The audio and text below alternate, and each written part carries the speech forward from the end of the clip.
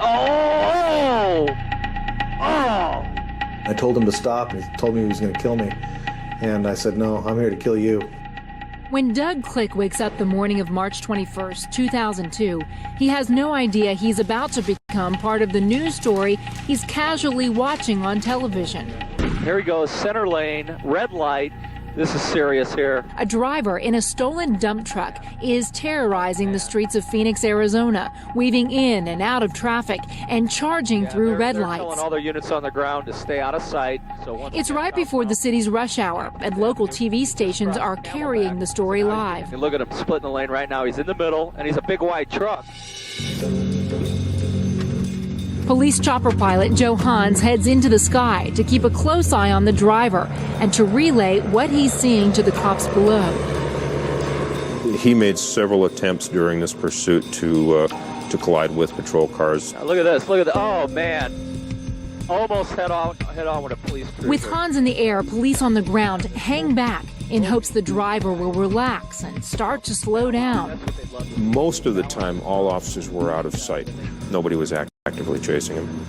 Back at his house, Doug Click is in the midst of his morning routine as the TV report plays on in the background. At about 6:40, he steps out for some coffee, never dreaming his world would collide with the dump truck driver in the most unusual way. It's now almost 40 minutes into the pursuit, and the dump truck is on a warpath. Going across the middle lane, red light, nobody coming through the light. He's in the opposite lane. Doug makes it just a few short blocks from his home when he sees the truck zoom past. I pulled up to the intersection and saw the dump truck coming this way. Rather than avoid the truck and turn the opposite way, Doug decides to follow it, staying safely behind. There's not a cop car in sight. I was behind him, maybe a couple of hundred yards, and he kept going towards the intersection in front of him, and the light started to change. When the light changed red, the cross traffic started to go, and he didn't slow down. And then it happens. The dump truck plows through a red light, tearing off the front end of an oncoming car. Doug watches, furious, as the dump truck cartwheels down the street. I was pretty pissed off at that point in time. I don't have a bad temper, but I get mad sometimes, and I got pretty mad. Doug has no doubt that dump truck driver has killed the passengers in that white car. And after seeing the truck fly into the air and roll, he thinks the truck driver is almost surely dead too. But just seconds later, unbelievably, the man steps out through the broken windshield and makes a run for it. Doug pulls his car over and grabs a baseball bat in his trunk. Doug's not taking any chances that this guy could get away, or worse, that he carjacks someone or breaks into a nearby home. He was really amped up when I saw him. His eyes were as big as silver dollars.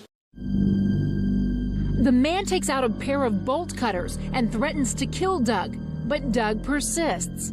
I hit him a couple of good times, with a bat, and it didn't seem to faze him. Within seconds, police catch up at the scene. There's some confusion as to who Doug is, but soon it's all straightened out. The suspect later pleads guilty to charges of endangerment and aggravated assault and is sentenced to 16 and a half years in prison. With the suspect in police custody, chopper pilot Joe Hans turns his attention to the crushed white car in the middle of the intersection, and his heart sinks. One of the first things that came out of the car was a baby seat. Miraculously, the women and children in that car walk away with only minor injuries. It's a comforting end to an adrenaline-pumping morning.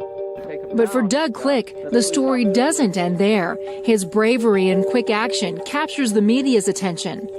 Doug Click, good morning. Good morning. Man, what a morning you had, huh? Yeah, it's been a heck of a 24 hours. I can imagine. But for the son of a police chief and brother of 4 police officers, Doug's response, he says, was nothing more than being brought up with that old-fashioned sense of responsibility.